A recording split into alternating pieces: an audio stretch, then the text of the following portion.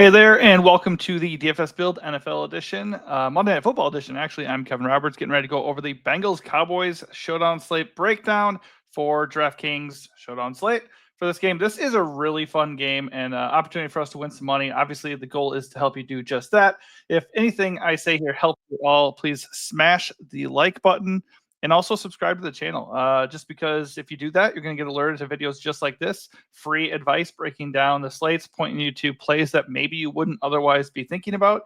I mean, going into last night's game, Monday Night Football, Sunday Night Football, I did a showdown slate for that, or showdown slate video, and I highlighted Quentin Johnston and DeAndre Hopkins as two of my favorite contrarian captain plays. If you went along for the ride, you probably cashed and maybe even had a takedown. I was one play away from a takedown myself. In one of my lineups, I had QJ in the captain slot. Like I said, that was like my favorite captain slot of the slate as long as Lad McConkey was out.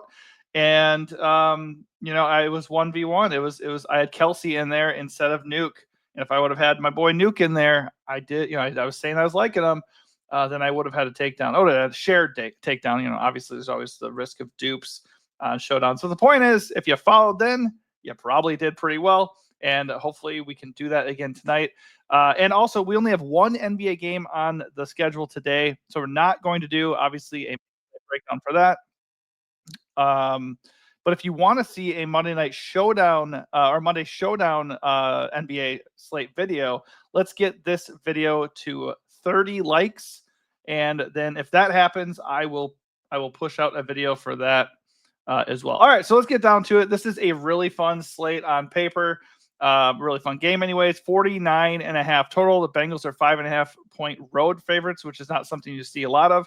Oddly enough, the Cowboys are actually very much alive in the playoffs in the NFC for the last seed. I don't know how actually realistic it is that they're going to get there, but they are much more alive than the Bengals. I think the Bengals are technically alive. But yeah, so Dallas has a lot to play for here. They obviously are down Dak Prescott. He's out for the year. They don't have the most reliable running game either, so they've kind of been one-dimensional on the year, although that has gotten better over the last couple of weeks. And on the other side, obviously the Bengals just have the edge in general with Joe Burrow there. And they've been awesome offensively. Third best scoring offense of the season. Running game's gotten a lot better since Chase Brown took over, but they've been very, very good through the air. Joe Burrow's put up massive numbers. 30 touchdowns against just 5 interceptions, I think. MVP level production. But the Bengals also have the third worst, or I think it might be second worst scoring defense in the entire league. So elite offense, horrific defense. It's led to a ton of shootouts. They lost 2 games against the Ravens by, I think, 3 points each, in which they scored 30-plus points in both games. Those were massive high-scoring games. And Cincinnati still lost because their defense is garbage.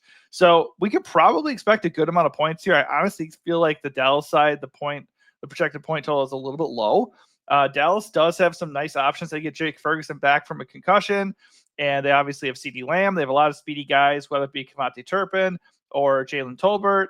And then Rico Dowdle has been really good lately. So Dallas's offense is looking pretty good. And more importantly, their defense has been very opportunistic and a huge reason why they won the last 2 games. I do not think they're going to come in and shut down the Bengals whatsoever. Obviously, the Bengals still have something to play for, even if it's just pride at this point. They've been good, very, very good offensively all year. I just do not think, on the turf that the speed they have is going to get completely shut down. So I expect fireworks, a lot of points here. I think if you're going to play a defense, it's only Dallas. I have no faith in Cincinnati's defense whatsoever, so that's the only way I'd be going there. But just not a slate where I really feel excited to play defense. Anyways, no ownership is out yet, but I thought this might still be useful because honestly, when I did the Sunday Football Showdown video, there was no ownership there either. And I kind of just projected it a little bit. And I thought, hey, if Lad is in or out, QJ looks interesting. If Lad is out, Josh Palmer is a lock and QJ looks even better. And then I kind of just guessed really based off of logic, and it ended up being pretty accurate. So let's try to do that again. And then obviously, as we get closer to the game, just keep checking whatever lineup tool you use to see what ownership is looking like. I mean, here's the deal. Any tool you use, the ownership is not perfect. I mean, a lot of times, especially for NBA, we'll be talking about, Let me switch it up like this actually so you get a better view. We'll be talking about a guy like, oh, he's only 7% owned. And then you get into a contest, and if it's like a single entry, it's going to be even more inflated. So a guy at 7% ownership, you dive into a single entry, it's going to be like 25% owned. And you're like, oh, well, that ownership was wrong. It just, it depends on what you do. It depends on if the rest of the field is using the same logic as you, and they're saying, oh, wow, Jokic is really unowned, or in this case, T. Higgins is unowned, and then that ownership starts to flip a little bit. So that's also something, another little wrinkle to always keep in mind. So anyways, I'm going to go through it just looking at the base fantasy point projection here, and just break down all the guys, and kind of hopefully push you towards the guys that I like, and just talk about everybody real quick. So up top, Joe Burrow comes in with the best projection. He's just got the best floor out there. He does not technically have the best ceiling, because Jamar Chase, that's going to be Jamar Chase. Looks like I lost my mic there for a second. All right, just because, Jamar Chase has the best ceiling, just because he's going to rack up the catches, he can get the 100-yard bonus, and he's just going to be probably the best bet to score out of anybody in this entire game. He has 13 touchdowns on the season. But I think Burrow has the best floor because he has the best weapons. This game is on, the turf in Dallas, so the speed is going to kill here for sure. And he also gets the 300-yard bonus if he gets there, and that's something he's done quite a few times on the year, so that's a reasonable bet.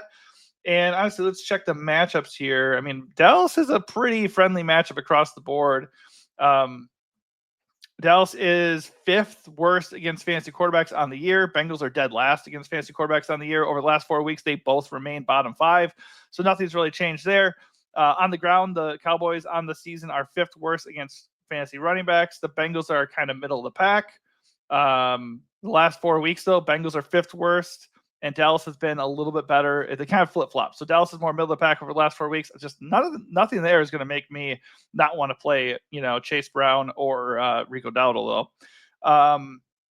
As far as wide receivers go on the year, they both are just outside the top 10, but the production is still very much there. Nothing there scares me. The Bengals are second to last over the last 4 weeks, though, and the Cowboys have been kind of where they've been all year, but a little bit closer, middle of the pack. But like in this matchup, I don't think any of that would scare me whatsoever. Over the last 4 weeks, the Bengals are second worst against fantasy tight ends. Yeah, Jake Ferguson, I see you. Cowboys have been a little bit tougher on tight ends. I don't really care that much about that because I'm not ever super interested in Bengals tight ends to begin with. And on the year, the Bengals are second worst against tight ends. So they just are a really good matchup for tight ends. And honestly, both teams are pretty good matchups across the board. So first things first, we can use anybody we want in this game, and everybody's going to look good. So that's the first thing. So when ownership does come out, that is going to definitely dictate what I want to do to a certain degree. But Burrow has a really good floor, solid ceiling. Chase has a really good floor, elite ceiling. Those are the two guys that I think I would want the most overall exposure to. The only thing for me is that, how I operate. If you're familiar with the channel, I like to get away from those guys in the captain a little bit. They're obviously amazing captain plays because of what I just said. But they are going to be owned in the captain. Jamar Chase, and Joe Burrow are going to be the most owned captains on this slate. Almost definitely. Even with their price factored in. So because they're so expensive and because they're so chalky, I have no problem sliding them over to the flex and just hoping that I can hit another play here that is going to be, considerably less owned and give me really good leverage on the captain ownership for those guys. And I still want to roster them, but hopefully that gets me different right away. So you can still get away with captaining Joe Burrow and Jamar Chase, but they're so pricey to the point that you probably are going to have to take more than one dive in the flex. That would get you different, which is what you have to do. If you're going to eat the chalk of Jamar Chase or Joe Burrow in the captain, you got to get different, and you need to hit on your value for sure. But the reason why I like this strategy even more so tonight on a slate like this is because there's so many good options that, getting different like that right away, it doesn't necessarily make your lineup worse. So do I want to go out and play, Kevontae Turpin in the captain? Not necessarily, but it's just, I think that worked out the other slate with the Cowboys. What game was it? Turpin crushed. Let me see, where was he here? It was Not the last game. 3 games ago against the Texans, they had a primetime game. He had 3 catches for 86 yards and a touchdown, 17 fantasy points. I remember he almost helped me get a takedown on that slate too. So if you captain Turpin, you were able to load up on the Texans and Cowboys in that game, and that worked out okay. So I think that is definitely something that is in play, like taking big-time punts like that.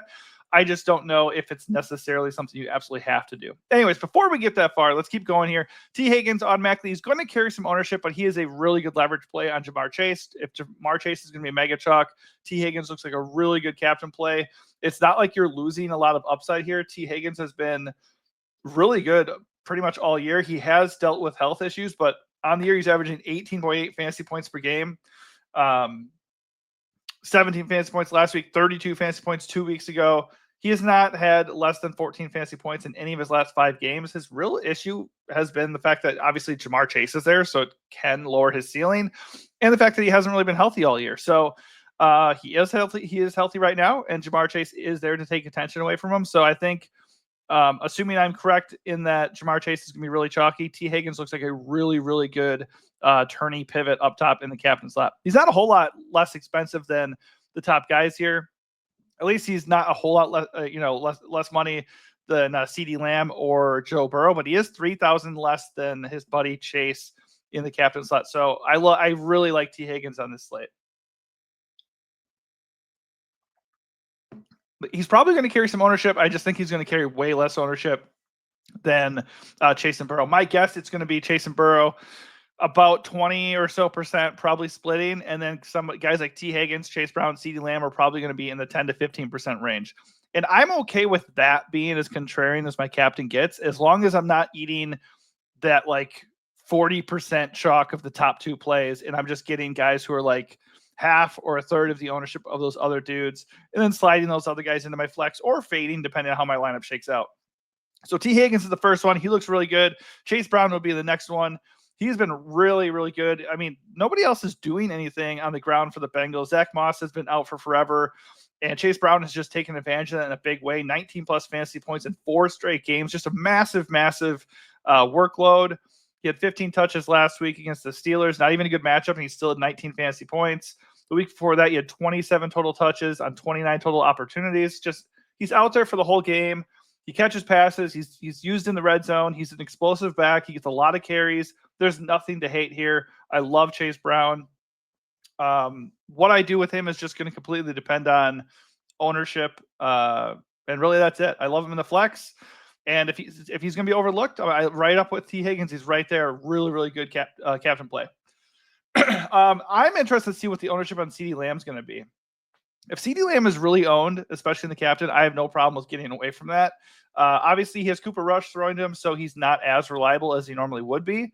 The targets are still there, and he still is CeeDee Lamb. I mean, ever since week 6, only one game did he have fewer than 10 targets. So the role is still there. Not a very good bet to score a touchdown. I mean, the Bengals are a dream matchup, so that could change obviously pretty quickly. And the yardage really hasn't been there for the most part either. He's just getting fed, really high volume. So that is still good. Obviously, it's a PPR site, full points per reception.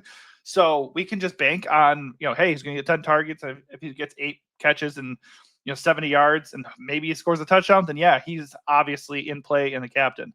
I think for the most part, though, assuming the ownership is going to be kind of high, I would gravitate away from CeeDee a little bit and, slide him in the flex and maybe not captain him. That said, though, if CeeDee is going to be super contrarian because of the price, because of his shoulder injury, and because even though the volume's there, he hasn't been like mega studly, then I would definitely start thinking, okay, well, if nobody's going to be on CeeDee, then I'm going to pay for CeeDee in the captain instead of Chase, Burrow, T, and Brown. So that's probably where I'm at with CeeDee. Just going to depend on the ownership. Cooper Rush has a pretty good floor in this spot. The Bengals are a dream matchup for everybody, but specifically quarterbacks. Cooper Rush is not what I would say good, but he's better than advertised for sure, and he's capable of doing a lot because the Cowboys do have a pretty good offense. He is at home. They have a lot to play for, and the Bengals defense is horrific. So 3 weeks ago, he did 20 fantasy points. 2 weeks ago, he had 17. So that is about probably what we can hope for if we're thinking at a high level, like what is Cooper Rush's ceiling? My guess is the 20 fantasy points against Houston we saw 3 weeks ago is about what we can hope for. That's enough to get me interested in using him a little bit in captain. I just think if you're going to play Cooper Rush, it's probably most likely that he's going to be best used in the flex. And one reason for that is because he might carry a little bit of ownership in captain, so I might just be more interested in kicking him to the flex. But also, I think if Rush is going to have a really good game, obviously it's pretty likely that one of his receiving options have a really good game too. So I would just rather go with somebody who has a little bit more upside. CD if he's not owned. But then we get talking about guys like Jake Ferguson, who is the last guy listed here with a projection north of even 8 fantasy points. But Jake Ferguson is a guy I really, really like. If we're not stacking up captain or Bengals guys in the captain, Jake Ferguson is the first Cowboys guy that I really like in tournaments in the captain slot. So he's been missing time with a concussion. I don't think we can really judge him on his last game. Let me just check where he's at real quick. He's so cheap in the captain, only 8.1K. Really like the savings there. Helps you load up. In his last game against the Texans, he had 1 catch for 11 yards, and he missed the rest of the game with the concussion. He has not played since. He is back after logging full practices, and he gets a Bengals defense that is bad in general and really, really bad against fantasy tight ends. So I think as long as he's okay and truly full and ready to rock, I think Jake Ferguson at 8.1K is probably my 3rd favorite captain overall, but my favorite Dallas captain, assuming CeeDee Lamb does carry ownership. But price considered, he is probably my favorite Cowboys captain, no matter what. I think he's going to have a really big game. So, and he's not going to be very owned. I think he is going to carry some ownership in the flex because in the flex he is a lot cheaper. Let's see what his price in the flex is. Yeah, 5.4. I mean, Ferguson is pretty much a lock for me in the flex at 5.4K. Way too cheap, way too good of a matchup. He's way too involved when he's healthy. It's just going to come down to, can we fully trust him? I think it is risky. It is a little risky, but he should be fine, and he should be utilized in this game. He's basically their wide receiver too. Next up is going to be Rico Dowdle. Comes in with a 15-point fantasy projection. I think as far as there's 4 guys with over a 20-point fantasy projection and 6 with over a 19. Rico is not one of them. So that could be a big reason why his ownership stays in check. So he's going to be number 4 on my list of GPP captain plays. I really like Rico Dowdle. I mean, I'm not trying to say you shouldn't play Jamar Chase or CD or Joe Burrow in the captain. They are great captain plays. The problem is everybody agrees with that. And they're going to be very owned across the board. So you can eat that chalk and find a way to get different. We'll talk about that in a little bit. But I think personally, the best way to get a takedown is to find other guys who are comparable and have a chance at hitting that ceiling at way less ownership. So Rico is one of them. Rico has been very, very good lately. Well, I shouldn't say lately, but he has exhibited upside. He had 21 fantasy points against the Falcons in week 9, 24 fantasy points last week against the Giants. He didn't really get there the week before. That was only 11.8 fantasy points, but the role has been there. 22 carries in that game against the Commanders, which somehow Dallas won just because their defense was amazing in that game. And by the way, the 11 fantasy point game was even with a lost fumble and no touchdown. So I think Dowdle has a pretty good floor, and I think he has a really nice ceiling if he can be active as a receiver. As I was saying, the Bengals have been bottom 5 against fantasy running backs over the last 4 weeks. So we just know in general we can attack the Bengals, and it looks like we can do that pretty safely at running back too. So Dowdle looks awesome here, especially since I do not think he's going to garner a lot of ownership in the captain slot. So as far as high-end spends go, quick recap. You absolutely can play Chase and Burrow in the captain slot. If you're rolling out 20 max or 150 max, you should get exposure to them quite a bit. But I want a decent amount of exposure to low-owned CeeDee Lamb, and then in general, Chase Brown, and Jake Ferguson and Rico Dowdle. Those are the guys I'd be targeting a lot. I'd be going way over in captain on those guys. With Jake Ferguson probably, based on price, being my favorite contrarian tournament play of the entire slate. All right, so let's go down. Let's work it down a little bit. I mean, you can really do so many things on this slate. I mentioned Mike Gesicki. The Cowboys are an okay matchup for Bengals. I mean, the second you fall in love with Jamar Chase, Chase Brown and T. Higgins, what's going to happen? Mike Gesicki's going to have like 3 touchdowns, right? That's what always happens. Not always, but it can happen. He does have upside. Back in week 9, he had 30 fantasy points against the Raiders. And last week against Steelers, he still was involved with 5 targets, 5 catches, and 53 yards. So I don't think he has a massive ceiling. I mean, he exhibited that he does have a ceiling, but consistently, like as far as on the consistency basis, I don't fear fading Mike Gesicki. He is a solid flex, a flex play though at 5.6K. He's a good pivot off of Ferguson if you are not in love with Ferguson there, especially since Ferguson should carry a lot of ownership in the flex. But you could even pair them together. I think 5.6K cheap exposure to the Bengals offense is never a bad thing. I think that's okay. I certainly prefer both of them over Cade York, the Bengals kicker. If you're going to play a kicker on this slate, it's Brandon Aubrey. He's averaging almost 11 fantasy points per game. And even with the quarterback change in Dallas, he's still been pretty productive. He just is always a threat. They have no fear in sending him out there and doing 60+ yard field goals. So Aubrey is definitely in play at 5K flat. I don't have as much interest in Cade York because the Bengals don't really kick that many field goals to begin with, and he's not really a reliable commodity.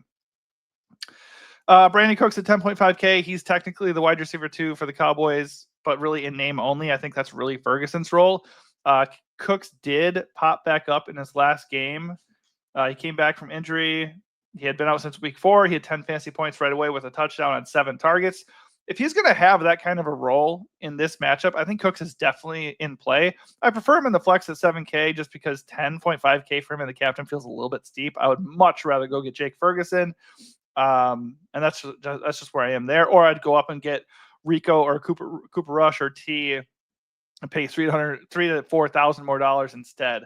I think anybody's in play in the captain on a Showdown slate, and Cooks is definitely live to make me look stupid. I just don't think he's going to be a priority for me whatsoever. If I do use him, I'd probably use him in the flex, and even then, I'm not super excited to play Brandon Cooks. All right, so moving on down the line here. Bengals defense, that's a fade for me. Obviously, that's super contrarian. They're not going to be owned. Just not something I want to do. I don't think it's going to be a low-scoring game. I certainly don't I don't think Cincinnati's defense is going to come out and wreck. I do like Brandon Aubrey. Not going to captain him, but I do like him in the flex quite a bit. Kevontae Turpin at 4.5K. Not really a guy I'm going to play in the captain, especially with Brandon Cooks back, but I think he's an okay flex value. Andre Iosavis for the Bengals. Probably just a flex play. I don't have a problem with him, but he is third fiddle for sure in Cincinnati's passing game. I mean, fourth fiddle, maybe fifth fiddle, really, when you factor in Gesicki and Chase Brown. So really just a price play. If he's not going to be owned and he's like a cheap punt, I'm okay with it, but he's not the cheapest value there is. Tanner Hudson at 3K, that's in the captain, but the flex will be cheaper. I think he and Drew Sample are interesting flex punts just because the Bengals tend to rotate tight ends a bit. So I think they're okay, but they also are liable to get no fantasy points. So not really much upside there. One interesting leverage play could be if the Jake Ferguson flex ownership is out of control, and you're not with me on going with him as a captain, you could look at Luke Schoonmaker. He was pretty.